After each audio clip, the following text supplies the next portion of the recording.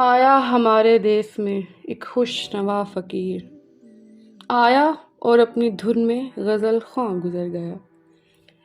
فیض احمد فیض کی یہ ایک بڑی خوبصورت نظم ہے جو کہ انہوں نے ایک بہت ہی خوبصورت شاعر، ایک بہت ہی خوبصورت انسان کے نام کی ہے۔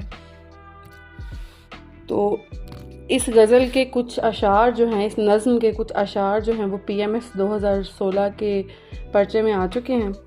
ہم آج اس پوری نظم کو بیان کریں گے، اس کی تشریح کریں گے، جو مشکل الفاظ ہیں اس کے معنی سمجھیں گے۔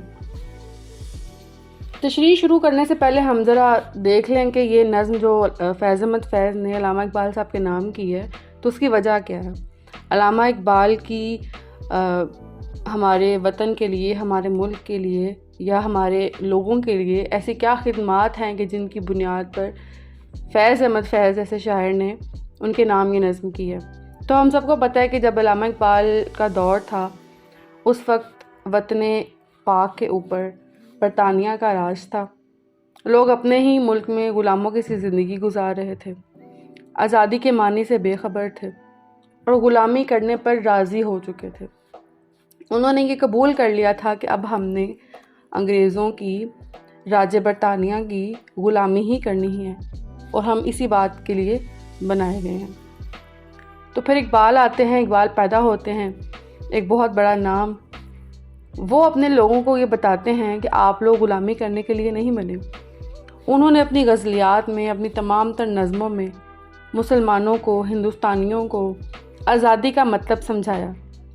ان کو ان کے آباء و اجداد کی داستانیں سنائیں، ان کو ان کے اصل مقام سے روشناس کروایا اور انہیں بتایا کہ غلامی ناقابل قبول ہے، آپ لوگ غلامی کرنے کے لیے نہیں بنائے گئے۔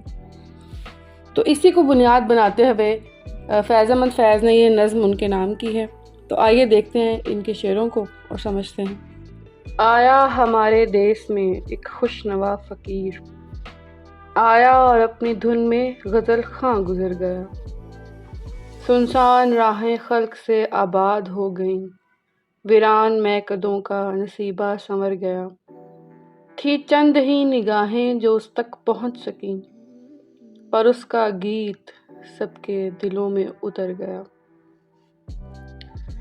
فیض کہہ رہے ہیں کہ ہمارے وطن عزیز پر ایک ایسا شخص گزرا جس کو لوگ اقبال کے نام سے جانتے ہیں۔ وہ ایک خوش نوا فقیر تھا، وہ ایک صدا دینے والا تھا اور وہ صدا ایسی دیتا تھا کہ ہر سننے والا اس کی صدا کی جانب کھنچا چلا آتا تھا۔ کہتے ہیں کہ وہ آیا، اس نے اپنی پیغام رسانی کی، اپنا کام مکمل کیا، اپنی نظموں کے ذریعے، اپنی غزلوں کے ذریعے اپنی ذمہ داری مکمل کی اور یہاں سے چلا گیا اپنا کام مکمل کر کے۔ وہ اپنی دھن میں اتنی خوبصورت غزلیں، اتنی خوبصورت نظمیں کہہ کر چلا گیا اور ان میں ایک بہت ہی گہرا پیغام ہم سب کو دے گیا۔ اس وقت ایسا تھا کہ لوگ مایوس تھے، اداس تھے، ان کے دلوں میں کسی طرح کی کوئی امید نہیں تھی۔ مگر کیا ہوا کہ جب اقبال آئے تو اقبال نے اپنے پیغام میں ایک امید کی کرن روشن کی، امید کا دیا جلایا۔ لوگوں کے دل پھر تمنا کرنے لگے، آزادی کے لیے سوچنے لگے، سپنے دیکھنے لگے۔ سنسان راہیں خلق سے آباد ہو گئیں، ویران میکدوں کا نصیبہ سنور گیا۔ کہ جہاں جہاں اداسی چھائی ہوئی تھی، جہاں جہاں محرومی پھیلی ہوئی تھی، وہاں پر اور کچھ نہیں تو کم از کم امید کی شمع روشن ہو گئی۔ یہ سب جادو ان کے پیغام کا تھا، ان کی شاعری کا تھا، ان کے لفظوں کا تھا، ان کے پیغام کا تھا۔ مگر کیا ہوا یہ کہ اقبال اصل میں جو پیغام دینا چاہتے تھے، جو وہ کہنا چاہتے تھے، وہ بہت ہی کم لوگ سمجھ سکے۔ سب ان کے شاعری کو، ان کے گیتوں کو، ان کی غزلوں کو، ان کی نظموں کو انجوائے کرتے رہے، اس سے لطف اندوز ہوتے رہے، واہ واہ کرتے رہے۔ لیکن اقبال جو اصل میں اپنی قوم کو جو پیغام پہنچانا چاہ رہے تھے، وہ اپنی قوم کو، اپنے لوگوں کو جس اونچے مقام پر دیکھنا چاہ رہے تھے وہ کسی کی بھی سمجھ میں نہیں آیا، یا جن کی سمجھ میں آیا تو وہ بہت ہی تھوڑے تھے، ان کی تعداد انتہائی معمولی تھی۔ جس طرح سے اقبال خود بھی کہتے ہیں کہ کتنے بے تاب ہیں جوہر میرے آئینے میں، کس قدر جلوے تڑپتے ہیں میرے سینے میں، اس گلستان میں مگر دیکھنے والے ہی نہیں، داغ جو دل میں رکھتے ہوں وہ لالے ہی نہیں۔ اگلے شعر میں کہتے ہیں کہ اب دور جا چکا ہے وہ شاہ گدا نما، اور پھر سے اپنے دیس کی راہیں اداس ہیں، چند ایک کو یاد ہے کوئی اس کی ادائے خاص، دو ایک نگاہیں چند عزیزوں کے پاس ہیں، پر اس کا گیت سب کے دلوں میں مقیم ہے، اور اس کے لے سے سینکڑوں لذت شناس ہیں۔ کہہ رہے ہیں کہ اب میرے وطن کے اوپر پھر سے وہی دور آ گیا ہے، پھر سے ویسے ہی اندھیرے چھائے ہوئے ہیں، پھر سے ویسے ہی لوگ ویسی ہی مایوسی کا شکار ہیں۔ چونکہ آپ سب کو پتہ ہے کہ فیض کے دور میں بھی آمریت کا دور دورہ تھا، اور فیض کی زندگی کی پوری جو جد و جہد ہے وہ اسی آمریت کے خلاف گزری۔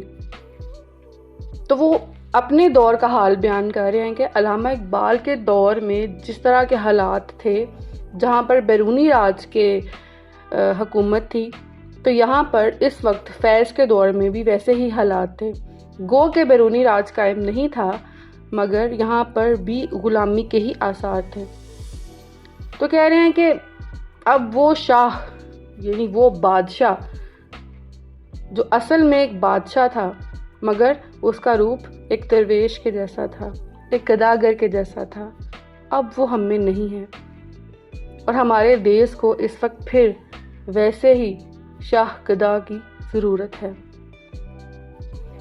کہتے ہیں کہ آج جو وقت ہے نا، اس میں بہت کم لوگ ہیں، بہت تھوڑے لوگ ہیں کہ جن کو اس بڑے بادشاہ کا پیغام یاد ہے، جو اس کے تصور کو سمجھتے ہیں، جو اس کے کلام میں موجود تاثیر کو سمجھتے ہیں۔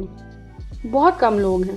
ہاں یہ بات ہے کہ سینکڑوں، ہزاروں، لاکھوں لوگ اقبال کی شاعری کو خوب سراہتے ہیں، وہ شاعری ان کو ازبر یاد ہے، مگر اس میں پنہا پیغام سے وہ بے خبر ہیں، اس کے بارے میں ان کو کوئی سمجھ بوجھ نہیں ہے۔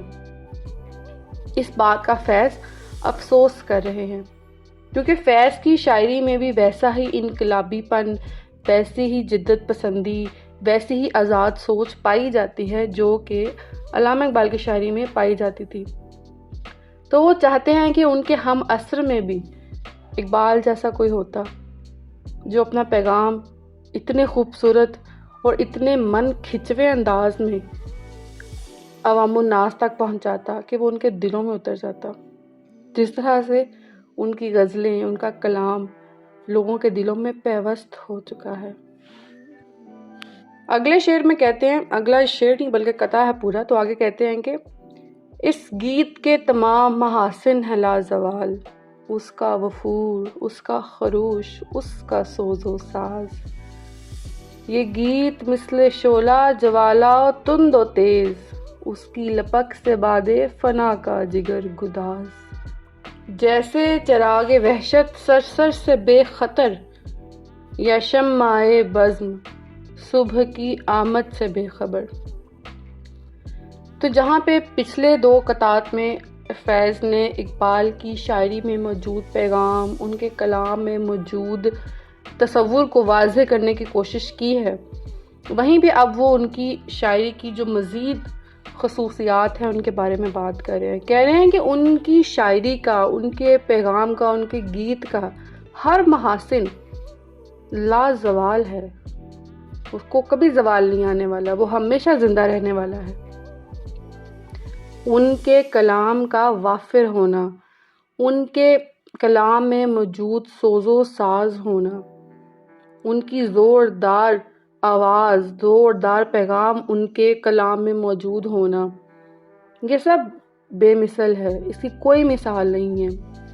کہتے ہیں کہ ان کا جو پیغام ہے، ان کی شاعری میں موجود جو پیغام ہے وہ کسی شعلے سے کم نہیں ہے، وہ کسی زوردار آندھی، زوردار طوفان سے کم نہیں ہے۔ ان کے پیغام میں اتنی تاثیر ہے کہ کوئی پتھر سے پتھر دل، سخت سے سخت دل بھی ان کی تاثیر لیے بغیر نہیں رہ سکتا۔ کہتے ہیں کہ انہوں نے اپنا پیغام ایسی وافر تعداد میں، وافر انداز میں لوگوں تک پہنچایا کہ جیسے انہیں پتا تھا، یا شاید وہ بے خبر تھے کہ انہوں نے اپنا پیغام مکمل کرنا ہے، اپنی ذمہ داری ادا کرنی ہے اور پھر اس دنیا سے چلے جانا ہے۔ وہ کہتے ہیں کہ اپنے پیغام میں وہ ایسے بے خطر تھے، ایسے بے باک طریقے سے اپنا پیغام انہوں نے لوگوں تک پہنچایا ہے کہ ان کو کسی چیز سے کوئی خطرہ ہی محسوس نہیں ہوتا تھا، اور وہ جانتے تھے یا وہ نہیں جانتے تھے کہ انہوں نے یہ پیغام رسانی کر کے اس دنیا سے چلے جانا ہے، اور ان کے بعد پتہ نہیں ان کے پیغام کو کوئی سمجھے گا یا نہیں سمجھے گا، اس سے کوئی اثر لے گا یا نہیں لے گا، کیونکہ ان کی اپنی پوری زندگی بھی اسی بات کی حسرت میں گزری کہ کوئی ان کے پیغام کو سمجھ پائے، اس کی تاثیر لے پائے، جو وہ کہنا چاہتے ہیں اس کو کوئی جان پائے۔ جیسے کہتے ہیں کہ قید موسم سی رہی طبیعت آزاد اس کی، کاش گلشن میں سمجھتا کوئی فریاد اس کی۔